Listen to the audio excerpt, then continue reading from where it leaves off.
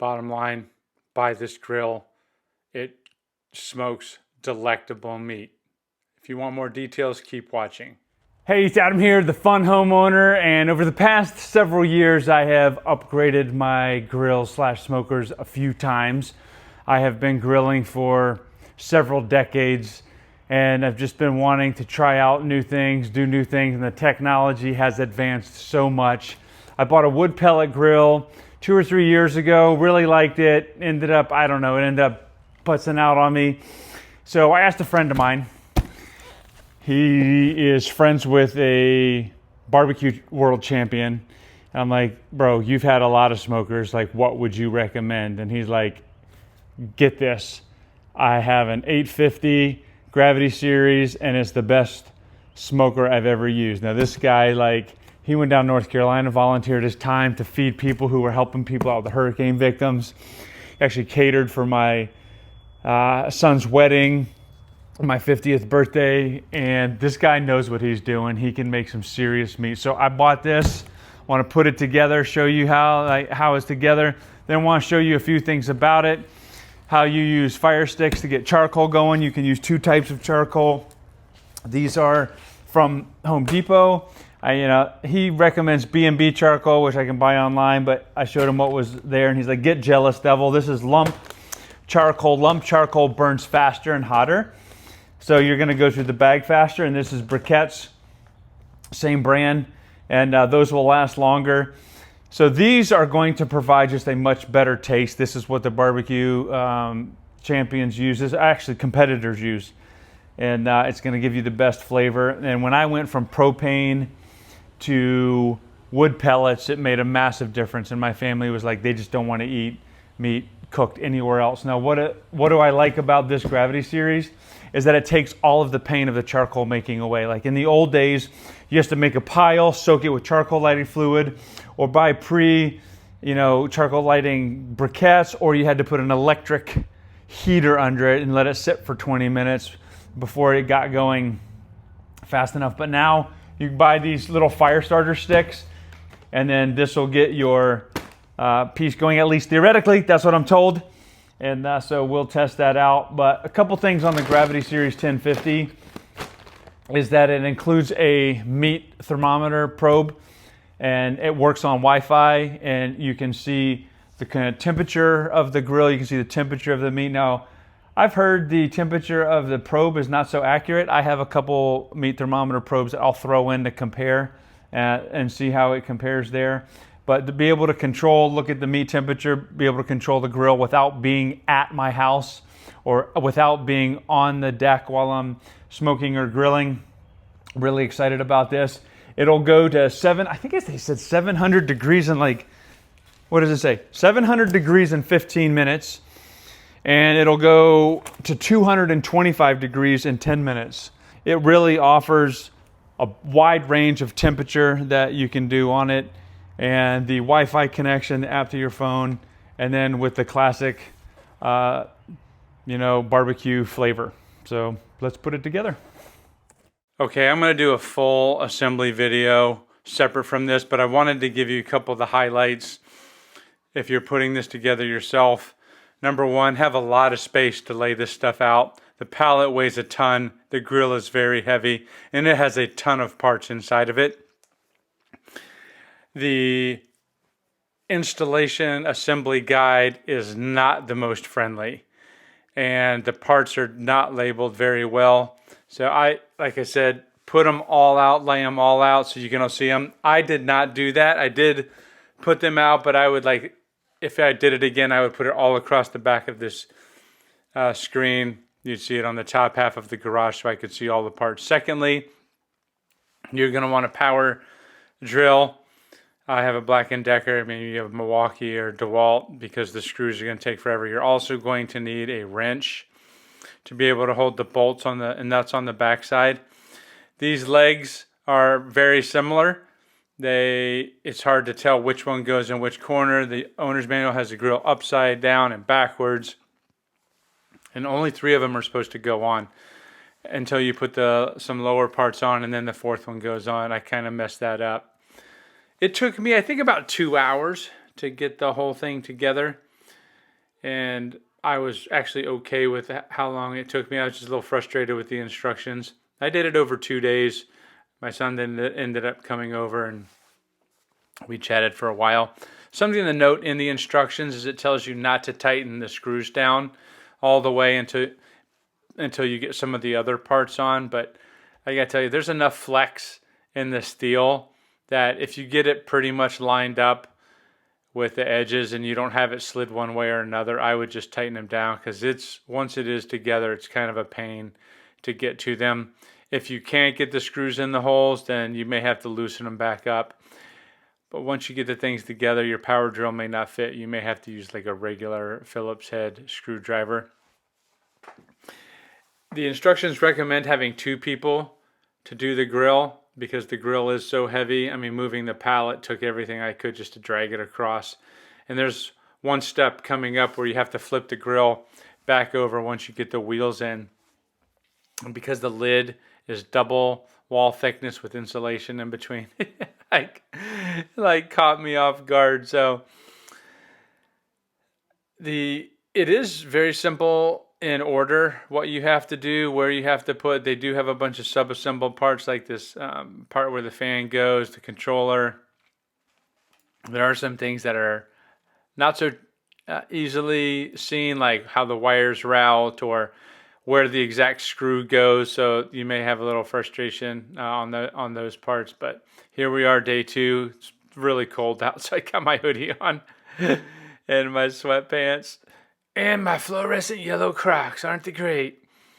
So the wheels pop on really easy, and you will need the wrench that it comes with. I had to dig it out of the trash can because I'd thrown it away to put these front casters on, because the front casters are very thin on the bolt, and so you'll need that. So get ready. Here comes the part where I have to flip it over here in a couple seconds. But I would recommend just taking a chill day and not having to rush it. Like, if you think you're going to put together and smoke something on the same day, you're dreaming, unless you get up really early. And I'm a pretty fast assembler, so getting it done in 2 hours or so, it was pretty quick. But even like the shortest thing you could smoke chicken is going to take a couple hours, or ribs 4 or 5 hours, So it'd be a really long day, and you may utter a few 4-letter words while you're putting the thing together. Look, I couldn't get it up. Oh, that finally got it up. Okay. Once you get it right side up, the assembly becomes way easier. Just the stuff that goes in and what you need to install is very simple. That part will take much less than when it was upside down. Now, one thing about the grates, you can see them laying in the bottom right corner of the screen. They have a searing side, which is flat, and they have a smoking side, which is pointed. These are cast iron, and so they need to be seasoned with oil or they will rust. And I actually ordered some stainless steel ones, so I don't have to worry about the rusting or the seasoning. But for the first few smokes, I'm using the cast iron ones, while the stainless steel ones are on back order. Get it all together, and then you can call it a day. Pretty nice. And so this is it for assembly. There's a couple of websites that offer stainless steel modifications, like LSS-mods, a couple other ones. May want to check that out. Like all wood pellet grills and Wi-Fi charcoal grills, this one requires a power cord. You can run it off of a phone battery and an adapter, which is nice. And I actually ordered those parts too. You can see here it takes 4 probes. I'm just peeling the plastic off. It takes 4 probes there on the left. And I actually ordered a set of colored probes because I like to be able to know where it goes. And what I like about these probes over the standard ones is they have little silicone, like macaroni, that you can grab it when the grill is working so you don't burn yourself. You don't have to have a glove. Okay, so you have to put a fire starter block in this little groove, and then you have to have a torch to get it going. So I had to run inside to get my torch, and then the fire block, it's just right under there. And then you got to make sure the slides, which I wasn't sure about this, but there's slides that allow that charcoal to breathe and the fan to pull air over them. And I didn't know this when I started, so I had to ask my buddy. He's like, "Oh no, pull those out. That way it'll heat up faster." If it doesn't heat up fast enough, it'll say grill did not start, and then it'll it'll just keep that warning message in the app for the rest of the time. So just make sure you pull the little slides out of the front when you're starting it. The charcoal, yeah, they put these big labels inside and outside, and the glue sticks way too much. It's kind of a pain. I'm really disappointed in with the glue that they use. But the charcoal stack is airtight. So they have switches on it that only operate it when everything's closed. Otherwise the fan won't work and then it won't get the charcoal going. So they have these latches on it to keep it airtight. But see those little slides in the front? Yeah, you have to pull those out. So anyway, got it up and running for the first time. And then you have to season the grill, and there's a whole series of steps on how to season the grill and get the grates ready. It requires heating it to a certain temperature for a certain time, letting it cool down, wiping it off, oiling it all down, wiping it with oil, running it at a higher temperature, letting it cool down. It's quite the procedure, and they recommend wiping all the inside surfaces of the grill to get it ready. And that takes about an hour and a half, probably takes about 2 hours to do all of the seasoning of the grill to make sure that it's not going to rust out and get the oil on it. So just, again, like I said, you're probably not going to be able to smoke and assemble it in the same day. Okay, next thing is the app. Just go to the app store. You can type in Masterbuilt. Yeah, don't skip the B. Type in Masterbuilt and you'll see Masterbuilt Gravity or Electric Smoker. It's just the Masterbuilt app. And then download that to your phone. Doesn't take very long to get it. And then once it's opened up, it's going to ask you if you want notifications. And yes, you absolutely do, because it's going to tell you when your meat is ready, what your temperatures are. You do want critical alerts. So you sign up for an account, type your name in, type all your information. It'll create your account. It's kind of annoying that you asked me if I like the app. The app is actually really unstable. I'm extremely frustrated with it. Adding the device is very simple. Literally you just power on your grill. There's a button you hit and then you go in the app and then it connects to your device. You want to make sure you allow all of the items on the network to connect. And there it is. Bam. Name it whatever you want. You can call it the bomb. You can call it the boss. Yeah, I went with something really easy. Smoker. Lame. Then this is when you pick your Wi-Fi network and log in. This will allow you to access your smoker from anywhere. Like I was checking it out at church one morning because I had 2 hams and 2 racks of ribs cooking. It's got a bunch of recipes.